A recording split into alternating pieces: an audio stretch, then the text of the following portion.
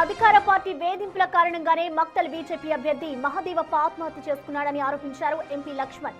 దళితుడన్న కారణంగా పోటీ నుంచి తప్పుకోవాలని ఒత్తిడి చేసినట్లుగా తెలిపారు.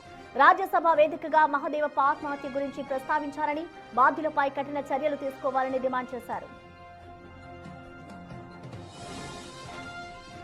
తెలంగాణలో జరుగుతున్నటువంటి మున్సిపల్ ఎన్నికల్లో అధికార కాంగ్రెస్ పార్టీ ఏ స్థాయికి దిగజారి ఒత్తిడులకు, బెదిరింపులకు, వేధింపులకు పాల్పడి భారతీయ జనతా పార్టీ అభ్యర్థులను ఎన్నికల బలి తప్పించడానికి అనేక కుట్రలు పండుతున్న ఉదంతం నిన్న మక్తల్ మున్సిపాలిటీలో ఒక ఆదివాసీ గిరిజనుడు ఎరుకల సమాజానికి సంబంధించిన వ్యక్తి బీజేపీ కార్యకర్త మహదేవప్ప అక్కడ మున్సిపల్ వార్డుకు పోటీ చేస్తా ఉంటే అతని బరిలో నుంచి తప్పుకోమని చెప్పి ఒకవైపు మంత్రి బెదిరింపులకు పాల్పడడం, ఒత్తిడి చేయడం.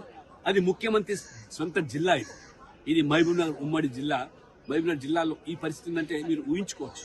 తెలంగాణ రాష్ట్రంలో ఏ రకంగా ఎన్నికలు జరుగుతూ ఉన్నాయి. ఇవాళ ఆ వేధింపులు, ఒత్తిడి తాళలేక ఆ అబ్బాయి బీజేపీ అభ్యర్థి నిన్న ఉరివేసుకొని చనిపోవడం జరిగింది. అతను తన భార్యకు చాలా స్పష్టంగా చెప్పడం జరిగింది, నేను గెలవడం ఖాయం, ఈ వార్డు నుంచి కౌన్సిలర్ కావడం ఖాయం. గెలిచిన తర్వాత కూడా ప్రభుత్వము, మంత్రులు ఈ రకమైన ఒత్తిడి తీసుకొచ్చి నా మీద అనేకమైనటువంటి వేధింపులకు గురి చేసే ప్రమాదం ఉన్నది. కాబట్టి నేను గెలిచినా ఇవాళ ఉండలేను, బతకలేను. కాబట్టి నేను చనిపోతున్నా అని చెప్పి ఆ రకంగా చెప్పి చనిపోయాడంటే ఇవాళ ప్రజాస్వామ్యం మీద నమ్మకం ఉన్నదని చెప్పుకునే కాంగ్రెస్ పార్టీ ఉదయం లేస్తే రాజ్యాంగాన్ని పట్టుకొని ఢిల్లీలో ప్రకంపనలు చేసేటువంటి రాహుల్ గాంధీ ఇవాళ జవాబు చెప్పాలి.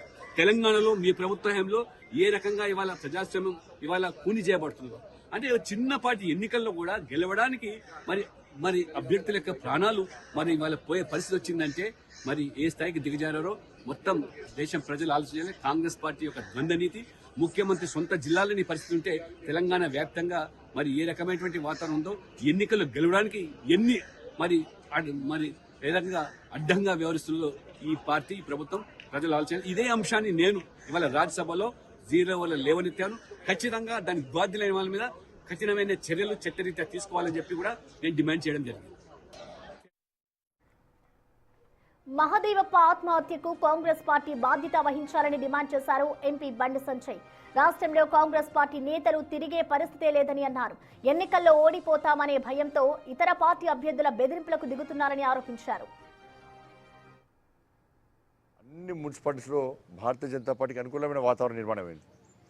ఈ పరిస్థితిలో మక్తల్లోనే 6వ వార్డు కౌన్సిలర్ మహదేవప్ప గెలుపు దిశగా వస్తున్న తరుణంలో కాంగ్రెస్ పార్టీ నాయకులు ఫోన్ ద్వారా బెదిరించి పోటీ నుంచి తప్పుకోవాలని చెప్పి వార్నింగ్ ఇవ్వడంతో కేవలం ఒక్కరోజు కాదు, మొదటి నుంచి కూడా అనేక సందర్భాల్లో వార్నింగ్ ఇష్టపడి కూడా మహదేవప్ప ధైర్యంగా ఇలా బరిలో నిలబడ్డాడు.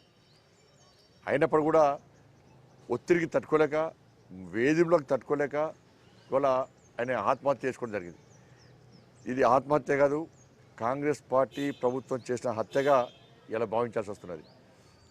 నేను ఒకటే హెచ్చరిస్తున్న కాంగ్రెస్ పార్టీ నాయకులకు, గతంలో బీఆర్ఎస్ పార్టీ ఇదే విధంగా అరాచకాలు చేస్తే భారతీయ జనతా పార్టీ కార్యకర్తలు ఎక్కడ భయపడలే, ఎక్కడ నిరాశ చెందలే. ఫామ్ హౌస్లో ఉన్న కేసీఆర్ను బయటికి గుంజుకొచ్చిన పార్టీ భారతీయ జనతా పార్టీ. కేసీఆర్ మెడలు వంచిన పార్టీ భారతీయ జనతా పార్టీ. ఇవాళ కేసీఆర్నే మెడలు వంచి బయటికి వచ్చిన వాళ్ళం. మీ కాంగ్రెస్ పార్టీ ఎంత మాకు?